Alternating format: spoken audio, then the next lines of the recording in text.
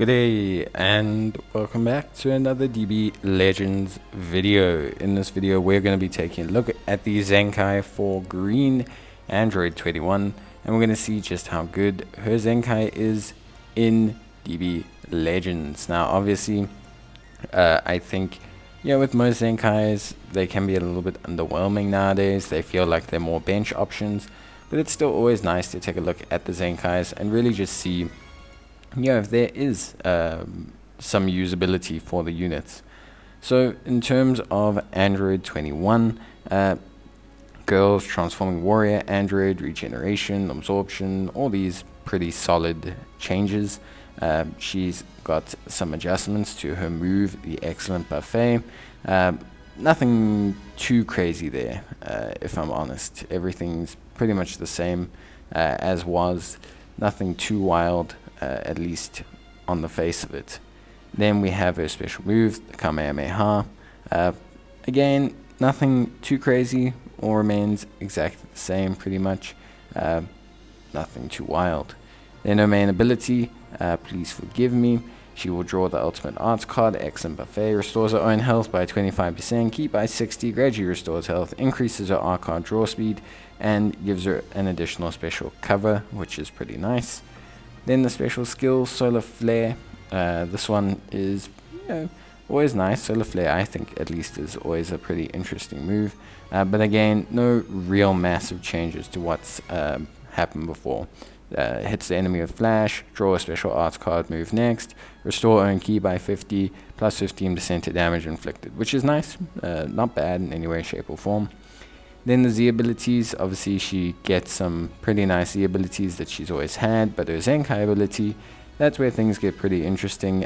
Green androids, which is a bit weird. There's not a lot of green androids, I would say, that are pretty top, but hey. Then we get Readiness for Battle, which is her unique, and this one did change a little bit. But nothing too wild. All fairly the same. Same with the second unique ability.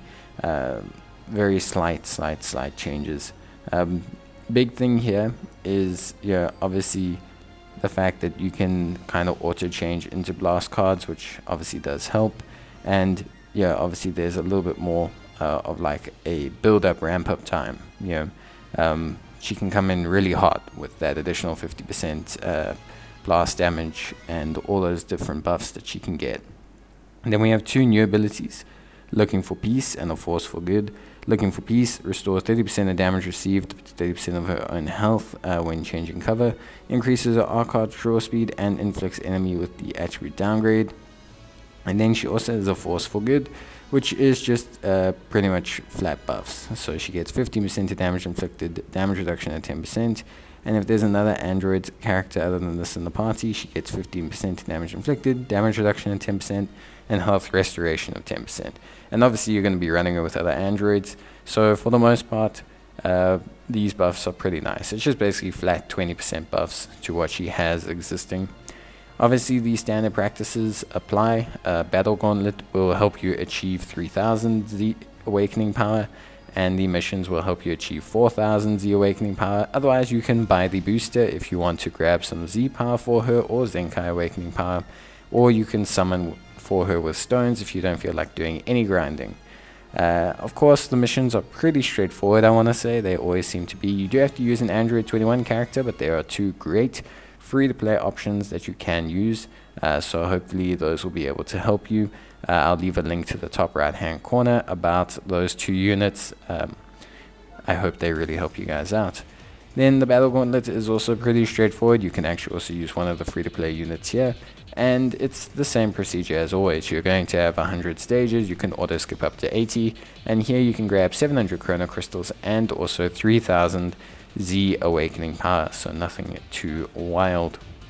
Then beyond that, there's nothing too much to mention in terms of Android 21 and in terms of the units that she buffs. As I mentioned, there's not a lot. Like if we look at green androids, I think barring herself, your maybe noticeable usable units are, okay, you've got Gamma 1, I guess. You can also Zenkai buff her with Android 18, which is decent, the extreme one from the story. You got Gamma 1, maybe Super 17, but he only buffs GT, so she won't be getting the buff back. But yeah, she can buff him, but is he well aged? I don't think so.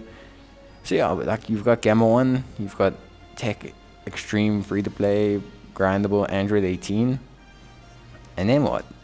That's basically it. So not a lot of options, but I think Gamma 1 could be interesting. They're both blast units, so it does make it somewhat interesting.